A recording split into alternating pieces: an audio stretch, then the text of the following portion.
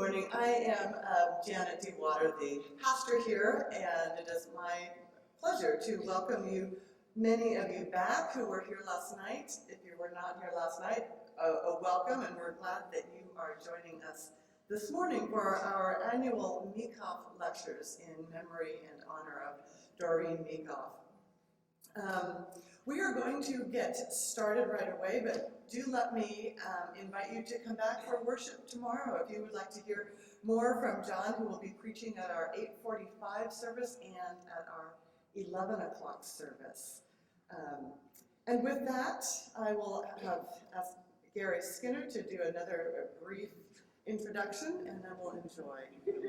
Thank you. For those of you who were here last night, I'm not going to repeat what I said last night. So for those of you who weren't here last night, if you want to know what I said, ask somebody that was here last night. I have an announcement that has nothing to do with the lecture or with John, but as it would be last evening, someone in leaving took our dear friend Gary Schwab's jacket. Now, Gary was wearing a black Eddie Bauer jacket, and it had his keys in it. What? Navy blue, okay. And whoever took the jacket left to hear as John said a little bit ago, everything from 1493 up to the present. But it really wasn't that, but it was a very wonderful, inspiring, and informative talk. And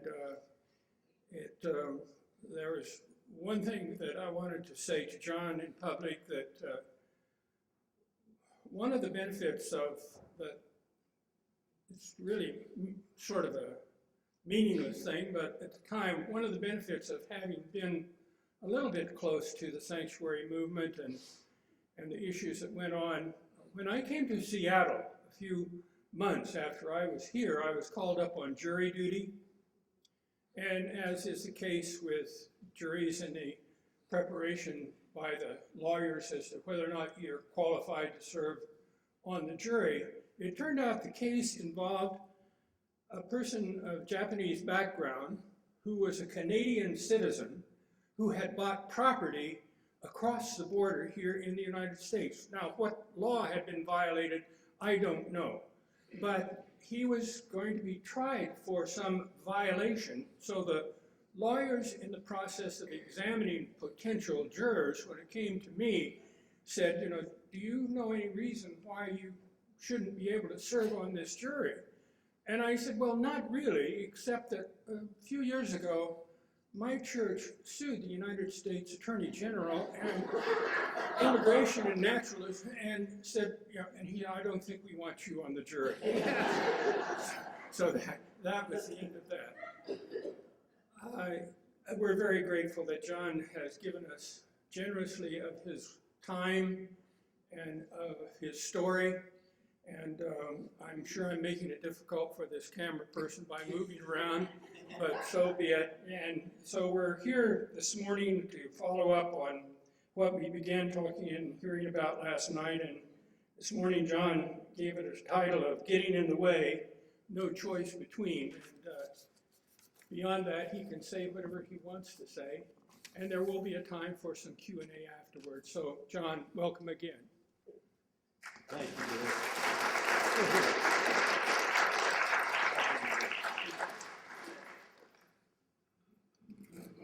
Thank you, Gary. You ought to see what prosecuting attorneys say to me when I'm called to jury duty. And they say, do you have any felony convictions? And I say, yeah, 3. I haven't served on a jury since I was much younger.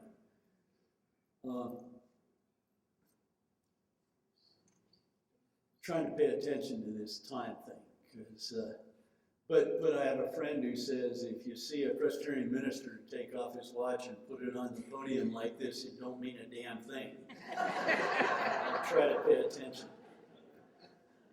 David, thank you again for instituting this time together for years now, and I know it's of great service to this congregation, but it's a delight for those of you you invite to be here with you and with this congregation. We've been in ministry a long time together, and it's good to be with you. I brought this. Broke the mic. This is a cheap replica of the cross they give to the moderator of the General Assembly of the Presbyterian Church USA when you are elected, and you're supposed to wear it all year long, and you're supposed to hand it off to your successor, and it's been handed off for some time now. But it has a great story behind it that I never knew until someone explained it to me after I was elected moderator. And I'd like to start by sharing it this morning, and then I'll hand it out, because this is just a cheap replica that they give to former moderators. In 1940, right after Pearl Harbor, some of you know and some of you may remember what happened to Japanese Americans in this country after Pearl Harbor. On the West Coast, of course, they were rounded up and sent to internment centers for the duration of the war, just because they were Japanese American citizens. That didn't happen in the Midwest and in the East Coast. But what did happen there was disgraceful. They were violently attacked. They were ostracized. They were hated. They were called all kinds of names. They received death threats. And in Chicago, Illinois, a congregation of Japanese American Christians was burned out of their church. Their church was set on fire. And they went around asking other churches if they could use their chapel or their church for worship, since theirs had been burned. And of course, you can imagine they were turned down again and again and again and again. It was just too much to ask that we act like Christians. And finally, they went to Fourth Presbyterian Church in Chicago and asked the pastor if they could use the chapel at Fourth Pres for worship. And of course, he was a wise pastor. He said, "Well, I don't make the decisions around here. You have to ask the session." and they put in a request to the session, and when the session heard the request, it was very divisive, of course. And the pastor was a wise pastor, and he said, "So I think we need to pray about this for another month, and we'll revisit this subject." When they did, the director of Christian education for Fourth Presbyterian Church addressed the session and said, "If you do not approve this request of Japanese American Christians to worship in our chapel, I'll have to resign, because I cannot continue to try to teach our children what it means to be Christian if you turn down these brothers and sisters." And the meeting was long and the discussion was heated, but in the end, the motion prevailed, and that congregation of Japanese Americans worshiped in the chapel of Fourth Presbyterian Church for the duration of the war. And after the war, that congregation took up an offering and gave it to the pastor of Fourth Presbyterian Church and said, "Use it however you would like. It's in gratitude for providing hospitality for us under very difficult circumstances." And he went to the island of Iona off the coast of Scotland and bought these Celtic crosses and gave them to the moderators of a divided Presbyterian church. we were still divided over slavery in the Civil War. We were still divided over a fundamentalist, modernist controversy in the church. Some things don't change, do they? And these three crosses were worn by the moderators of a divided Presbyterian church until in 1983 we were reunited. And they took the three crosses and riveted them together in a symbolic way, and now the moderator of the Presbyterian church wears these crosses. I tell that story. It's a great story because under great stress, the church acted to resist hatred and fear and violence directed toward the other, the stranger, even the enemy. And they determined, in spite of all that, to be Christian.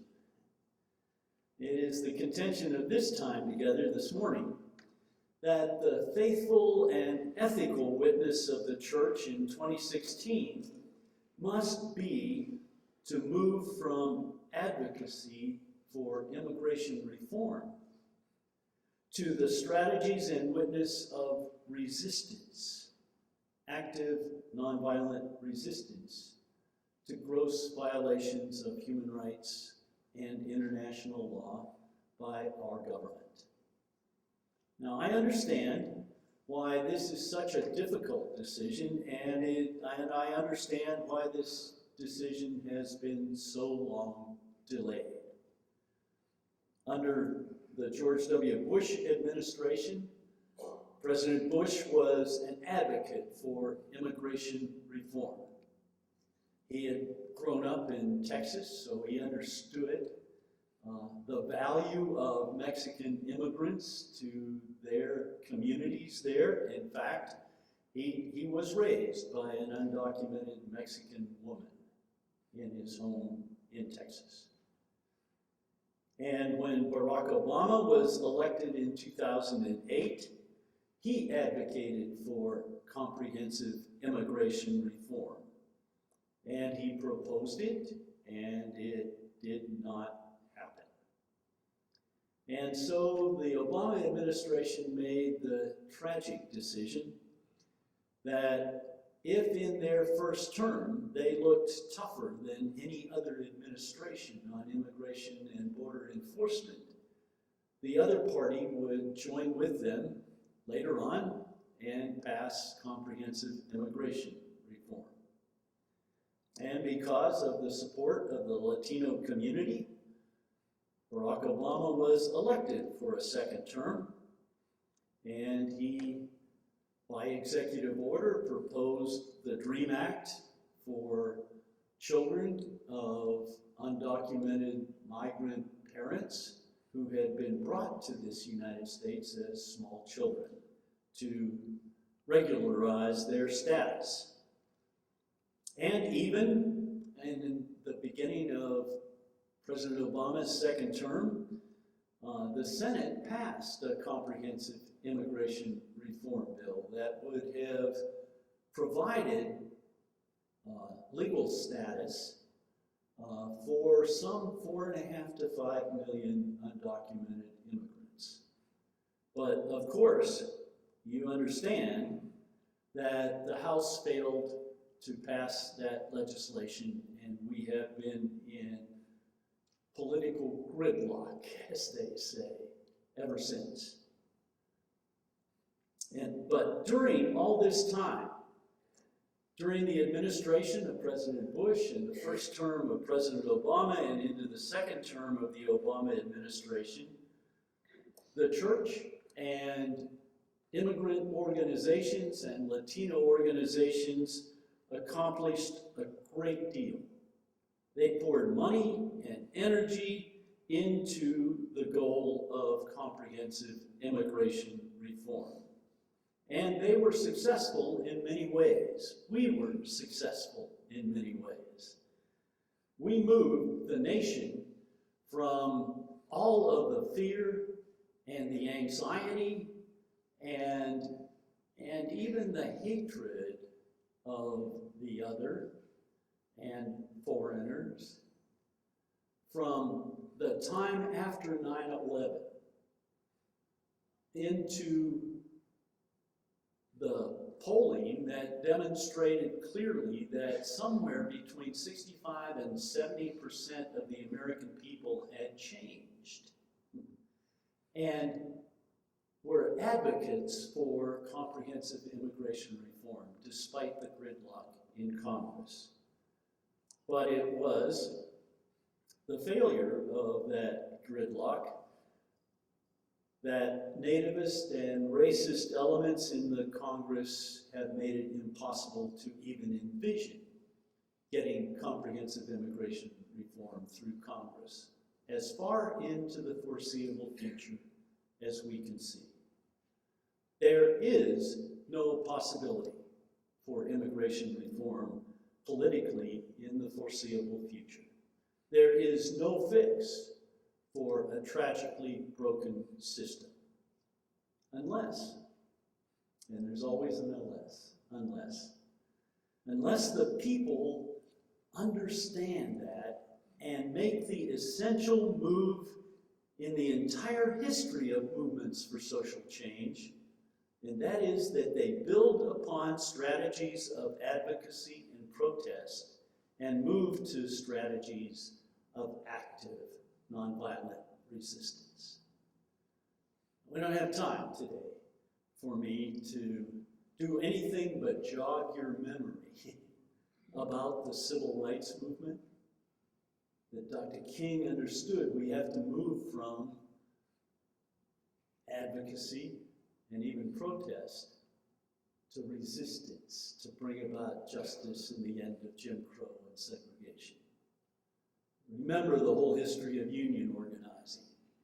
And they had to move from advocacy and protest to active nonviolent resistance strategies in order to get the basic workers' rights that built the middle class in this country. You remember the Farm Workers Union, when Cesar Chavez had to move from advocacy and protest to resistance, active nonviolent resistance strategies in order to secure the basic rights of farm workers. And the Dreamers had it right in 2012, didn't they? They were the leaders in this conclusion. Their advice in 2012 was the same as the advice that was being disseminated by every major Latino organization and many churches in the United States. It was, don't rock the boat during the election season, right? We all need to pour our energy into working for Obama's re-election, and that's the best chance we have of getting comprehensive immigration reform. Instead, those young people, those students, study past movements for social change, like I've just talked about. And they reached the conclusion that even in the midst of a presidential campaign, they had to move to resistance strategies. And so they occupied every campaign headquarters that Obama had established across the country. And they sat there until they got some clear promises from the campaign about what Obama would do if reelected. And Obama did take executive action, which he stated over and over again for 4 years he could not do. He did not have the authority to do. He instituted the DREAM Act, Deferred Action for Childhood Arrivals, and established new priorities for ICE.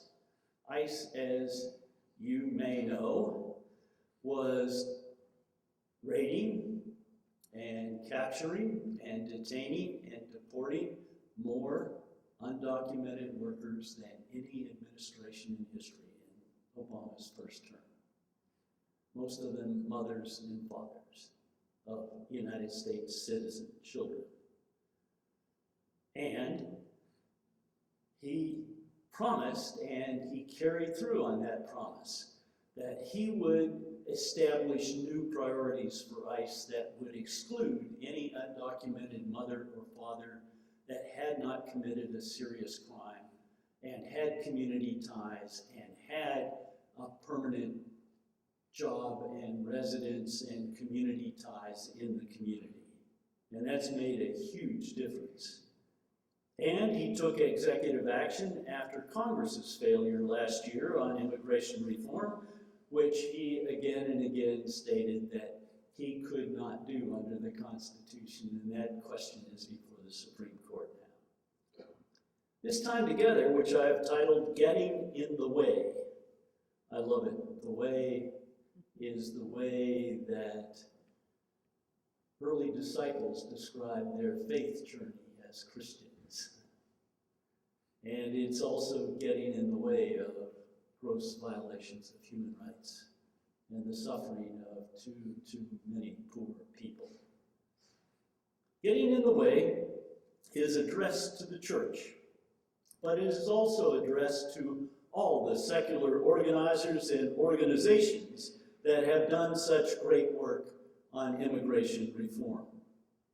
I address the church because of our context today, and because we have an historic gift from God called sanctuary.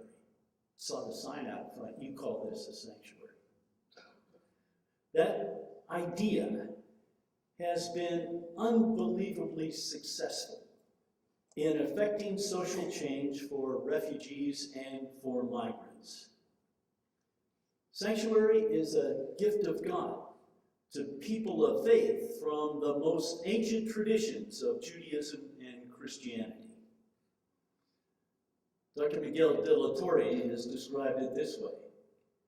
The church as a place of refuge specifically finds expression in the biblical text in Numbers that God sets aside 6 cities within the new promised land to be acquired by Israel, and those cities were to be given to the priestly class, the Levites, to be sanctuary cities where those who killed someone might flee to avoid the endless cycle of quid pro quo revenge killings or amputations under ancient Hebrew law.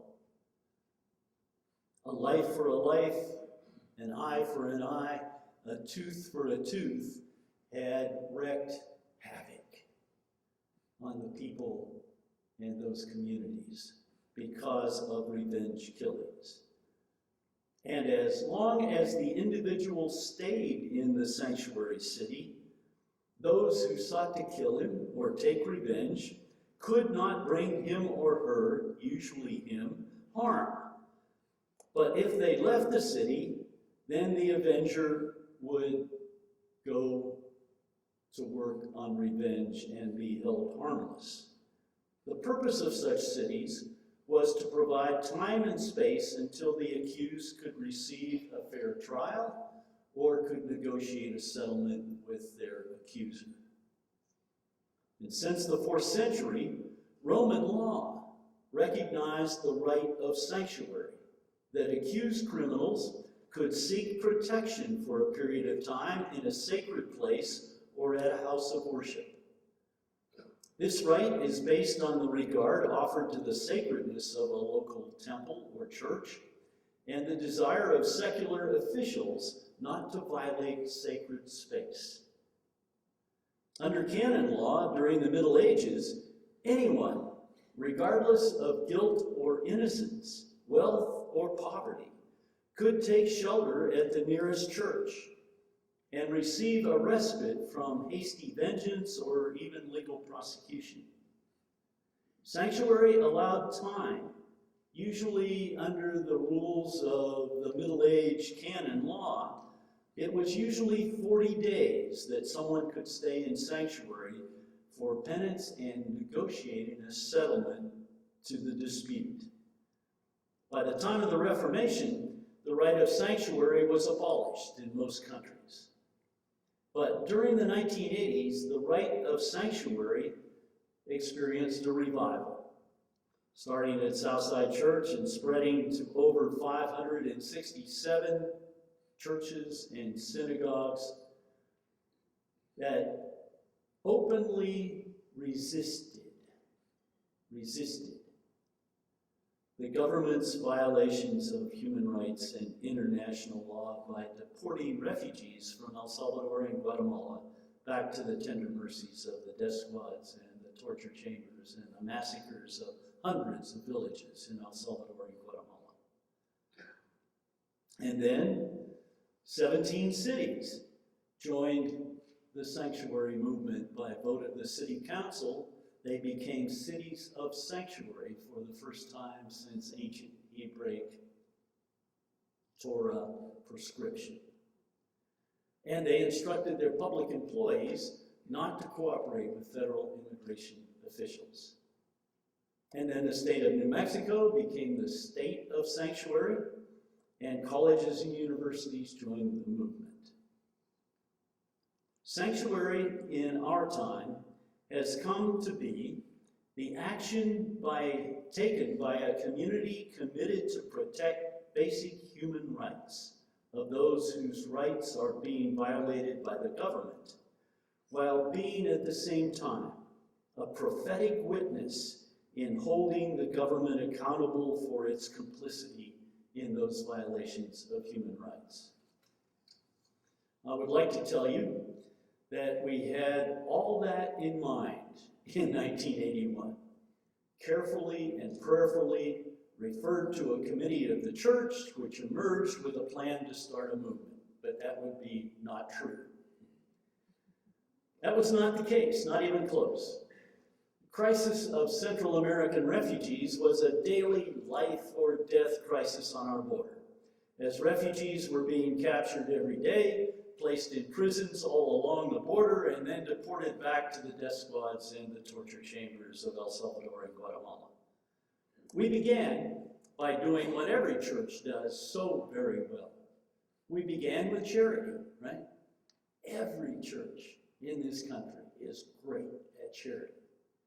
We met the needs for clothing and food and shelter for Central American refugees who desperately needed that help.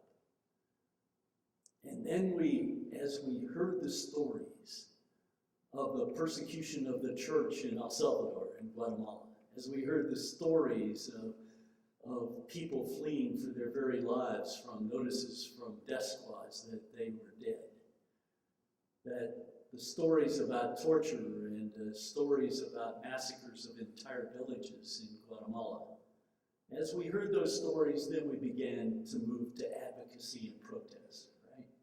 We walked in front of the federal building with signs. We wrote our congressman. We did everything to persuade government that these were refugees and their lives were on the line every day on our border. But that legal strategy, well, then we moved to a legal strategy.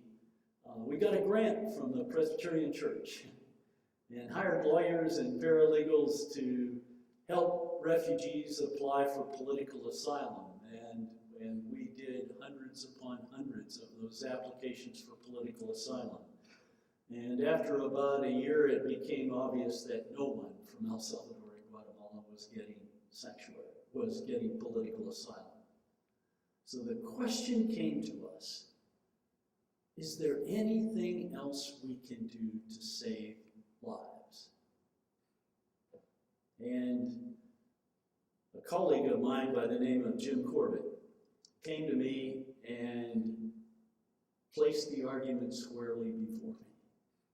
He said, let's look at history. He said, when runaway slaves were fleeing slaveholders in the South and crossing state lines and hoping to find someone who would protect them, give them sanctuary, said the abolition movement got it right.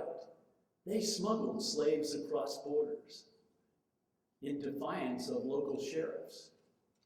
And they formed an underground railroad to move people from church to church, home to home, to move them to safer and safer places, some of them to Canada. He said, the church was faithful in their time. At least those folks were faithful in their time, as we look back now.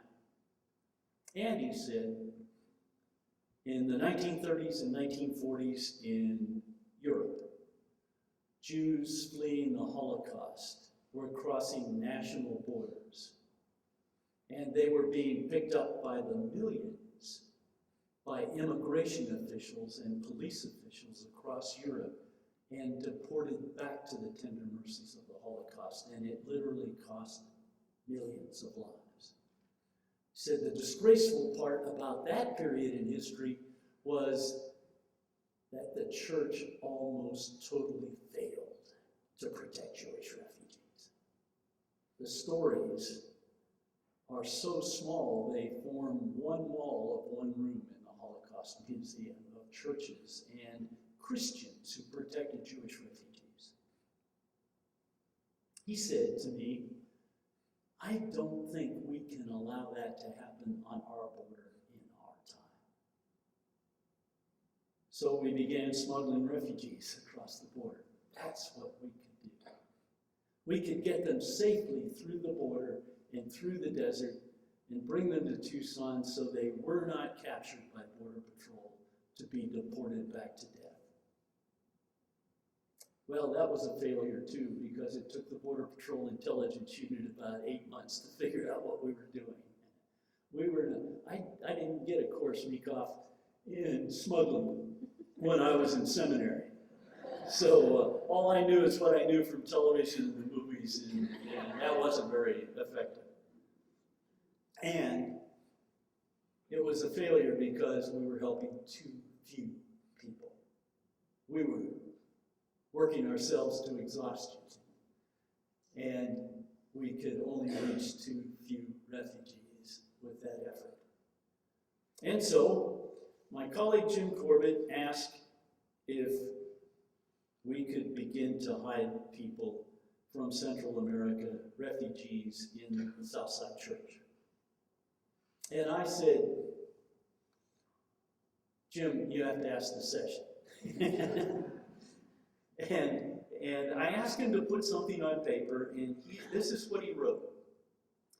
He said, because the United States government takes the position that aiding undocumented Salvadoran and Guatemalan refugees in this country is a felony, we have no middle ground anymore between collaboration and resistance. A maze of strategic dead ends can be averted if we face the imperative nature of this choice without attempting to delude ourselves or others. For those of us who would be faithful in our allegiance to the kingdom, there is also no way to avoid recognizing that in this case, collaboration with the government is a betrayal of our faith, even if it is a passive or even loudly protesting collaboration. A collaboration that merely shuts out the undocumented refugee who is at our door. We can take our stand with the oppressed, or we can take our stand with organized oppression. We can serve the kingdom of God, or we can serve the kingdoms of this world. But we cannot do both. Maybe, as the gospel suggests, this choice is perennial and basic. But the presence of undocumented refugees here among us makes the definitive nature of our choice particularly clear and concrete.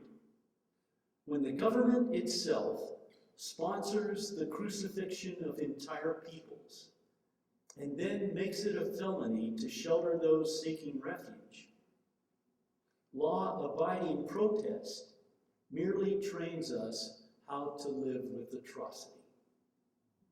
Whoa. Let me repeat that. We have no middle ground anymore between collaboration and resistance. When the government itself sponsors the crucifixion of entire peoples and then makes it a felony to shelter those seeking refuge, law-abiding protest merely trains us how to live with atrocity. It was Jim's contention, and it is mine this morning, that we have been well trained to live with atrocity. Collaboration with gross violations of human rights by our silence or even loudly protesting collaboration. Loudly protesting collaboration that goes along because we protested, right? We did everything we could do when we might have resisted, only that never occurred to us. Jim said that was the choice between faith and atrocity. And so we declared sanctuary and expected to be indicted any day. And much to our astonishment, what we had done as self-defense, what do we do before the government indicts us? How do we get some base of understanding in the church and in the community about why we have been smuggling refugees across the border secretly for about a year now? When that happened, much to our astonishment, a movement started. Churches and synagogues got it. Got the ethical imperative that Jim had talked about in that letter to our session of our church.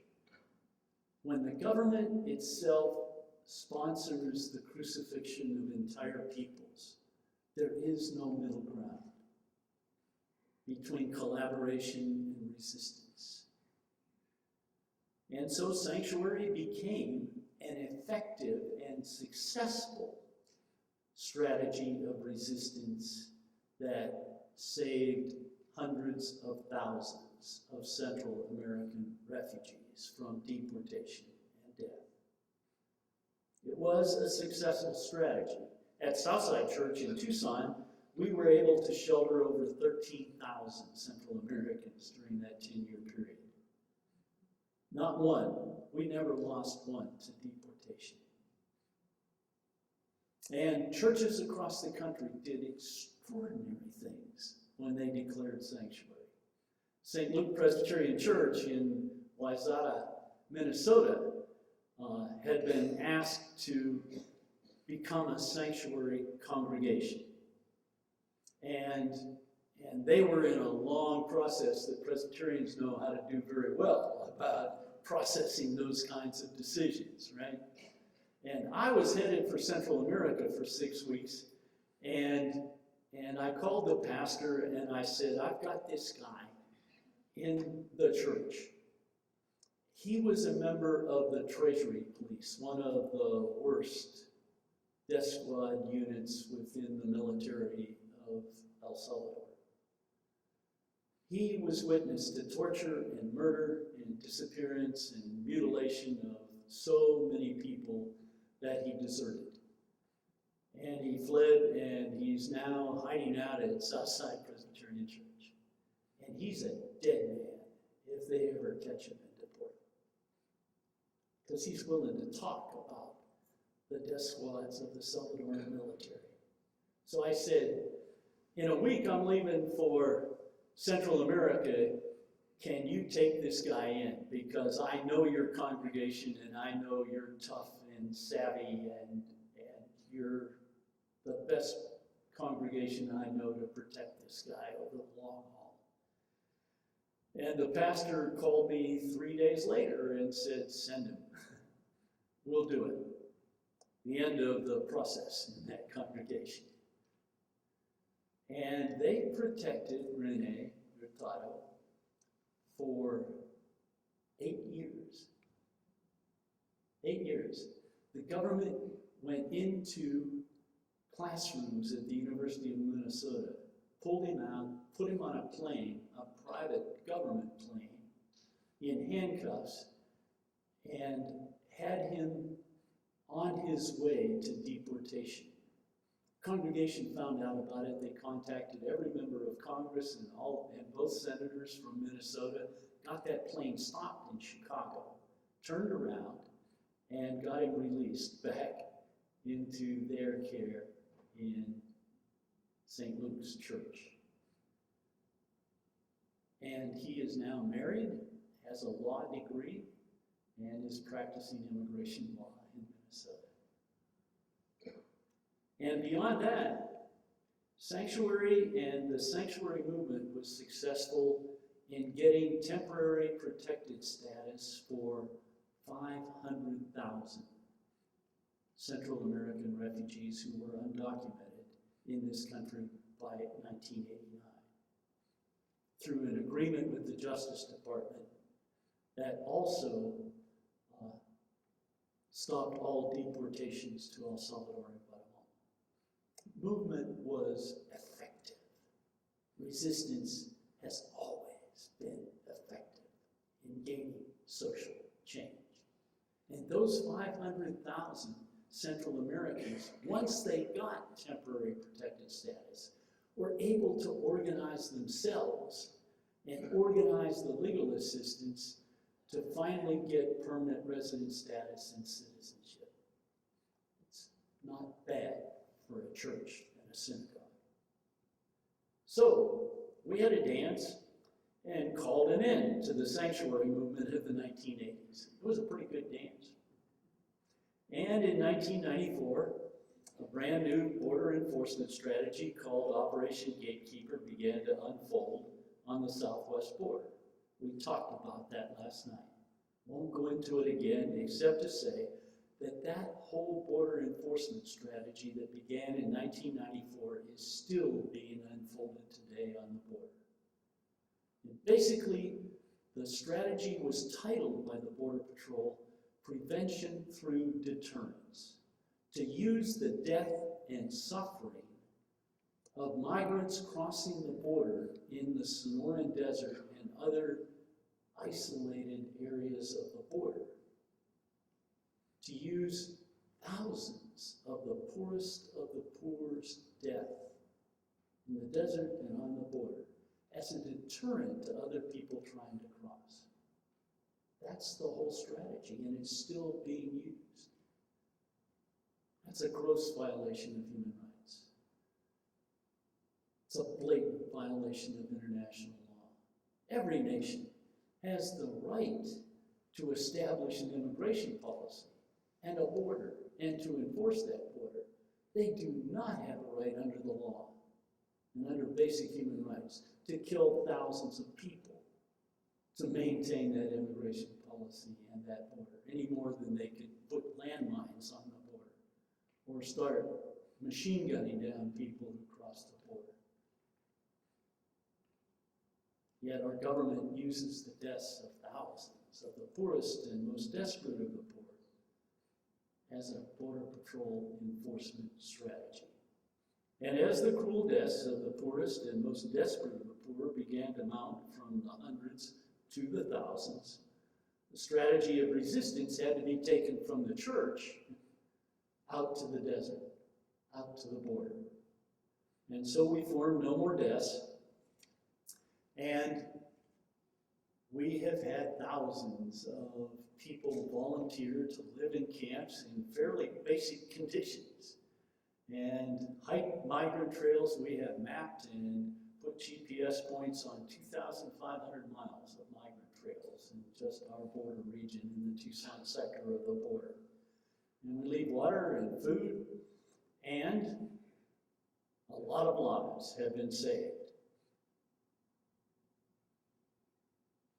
But the Obama administration then made the tragic political miscalculation referred to earlier of believing that comprehensive immigration reform could be accomplished if in the first term the government deported record numbers of immigrants. And the Congress mandated the coordination of federal law enforcement with local police and sheriffs And you know the result, 2.1 million deportations and 800,000 mothers and fathers of United States citizen children among them. I am pleased to tell you that the best legal defense efforts to save those migrants from deportation have been located in two cities in this country, Seattle and Tucson. But those efforts have failed as well, because despite all of the great efforts made by legal aid organizations and immigrant organizations and church organizations, still the deportations roll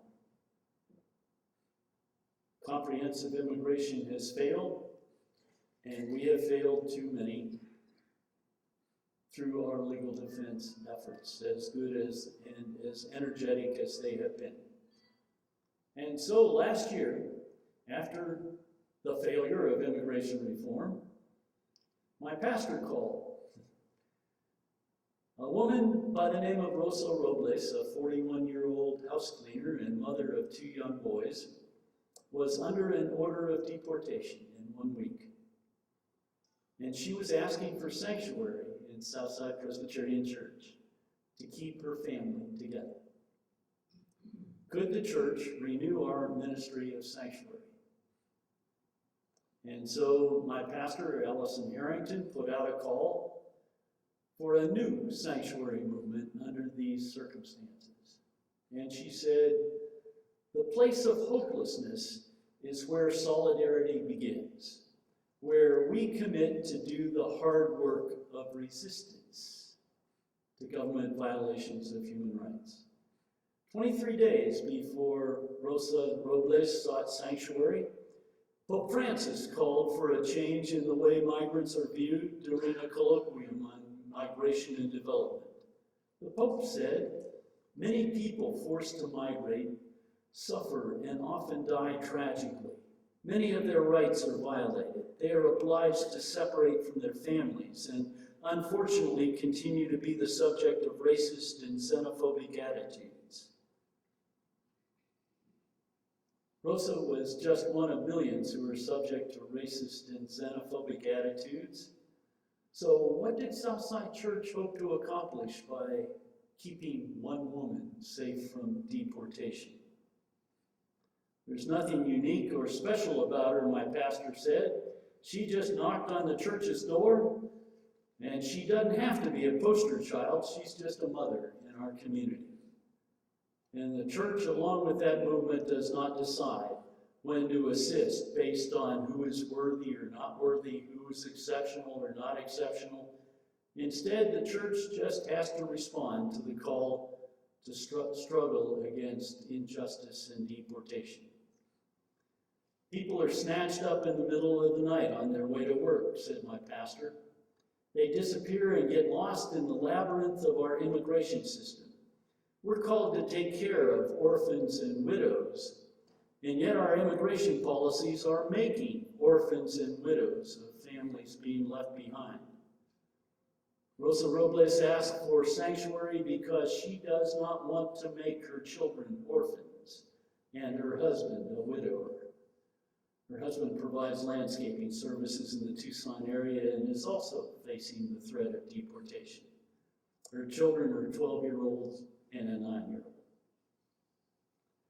Not only is Rosa Robles saved by the actions of Southside Presbyterian Church, so too is the church saved by the presence of Rosa in our midst. In response to Europe's 2015 Syrian refugee migration, Pope Francis challenged a crowd in St. Peter's Square after reciting the traditional noon prayer to make migration a major social cause of the church. He said, may every parish, every religious community, every monastery, every sanctuary in Europe host a family. Muslims to be housed in Christian churches places the focus on the trials and tribulations of the immigrant and not their religious faith or their nationality or their political views. The focus is on injustice faced that causes immigration.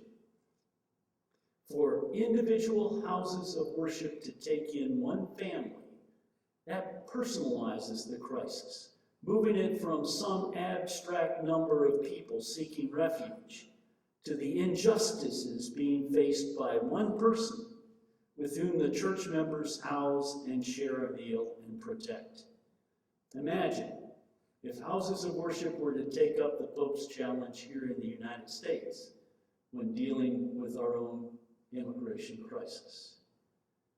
Immigration reform will come about quicker if the churches were to open their doors to one gently knocking, asking to be let in. In the face of the tragedy of tens of thousands of refugees fleeing death or war or hunger, and who are on the road to hope for life, the Pope continued, the gospel calls us, asks us to be near the littlest and the abandoned, and leading by example, the Vatican has offered sanctuary to several Muslim families themselves.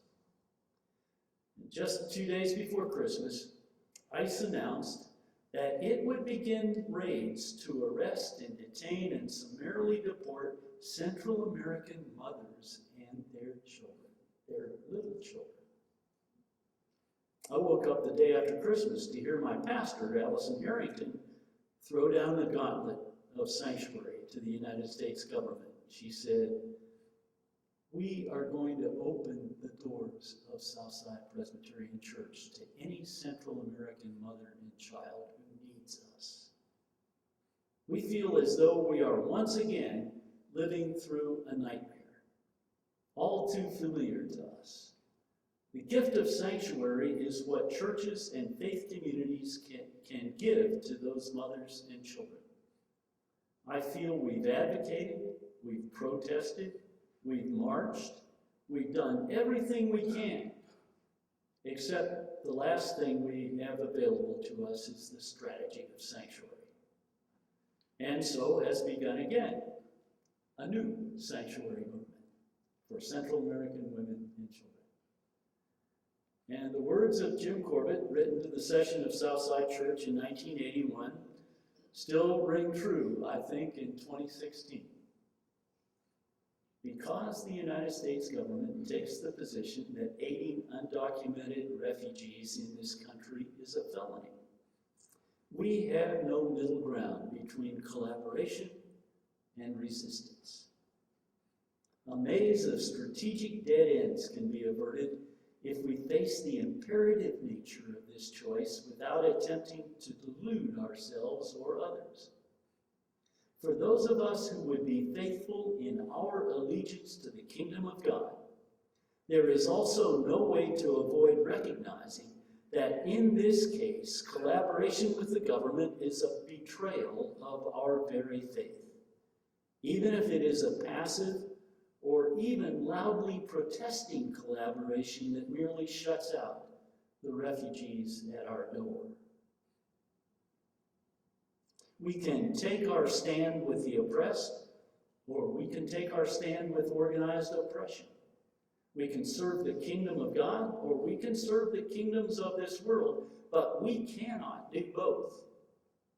Maybe, as the gospel suggests, this choice is perennial and basic, but the presence of undocumented refugees here among us makes the definitive nature of our choice particularly clear and concrete. When the government itself sponsors the crucifixion of entire peoples and then makes it a felony to shelter those seeking refuge, law-abiding protest merely trains us how to live with atrocity. The current paraphrase of Jim Corbett's ethical call to the churches might sound like this. For those of us who would be faithful in our allegiance to the kingdom of God, there is no way to avoid recognizing that collaboration with a government that violates human rights is a betrayal of our faith, even if it is a passive or loudly protesting collaboration. that tolerates the deaths of thousands of poor migrant workers. When a government uses the crucifixion of entire peoples in the desert as a border strategy, we have no middle ground between collaboration and resistance. We can take our stand with the oppressed, or we can take our stand with organized oppression, but we cannot do both. And when our government hunts down refugee mothers with little children and summarily deports them to the murderous violence of Central America, we have no middle ground between collaboration and resistance. Or, as William Sloane Coffin Jr. said in 1985, it behooves us North American Christians to realize what the German churches learned too late. It is not enough to resist with confession. We must confess with our resistance. Amen.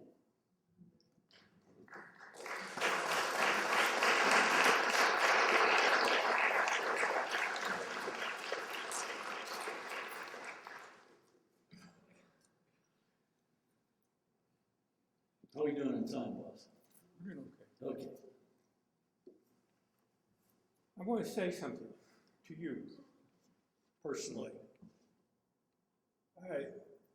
You've had, over the years, had an amazing way of getting me in trouble. And last night and today, and I'm expecting tomorrow to be not an exception. I don't know who I'll be in trouble with, it doesn't really worry me. But I'm going to thank you. You're one of a handful of people who, over my lifetime, have kept me on edge, where I needed to be kept. And so, John, thank you so very, very much. Well, And I'm sure these people here also thank you. wasn't my idea, it was Jesus. I know. I'll tell you, and I'll tell these people that after sitting in the federal courtroom in Tucson for 2 days, when John and the other defendants were being allowed to speak for the first time as to what their motivations had been, it was a very moving experience for us and for me personally. And the next Sunday, John, I was asked to preach at a new church development that the Presbyterian of Grand Canyon was starting in a little place called West Sun City. Well, the first place I got lost getting there, so I arrived late.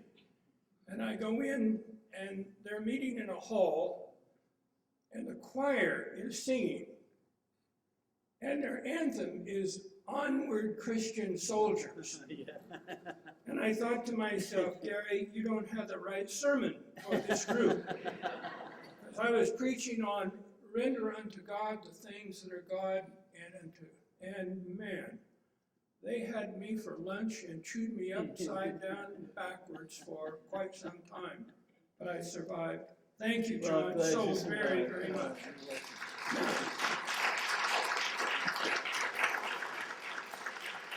There's a stranger in our midst, and we want to welcome you. And you'll always have a... Yeah, Michael, why don't you explain a little bit about our conversation too? I'm Michael Ramos with the Church Council of Greater Seattle. It's great to be back home here at Newport.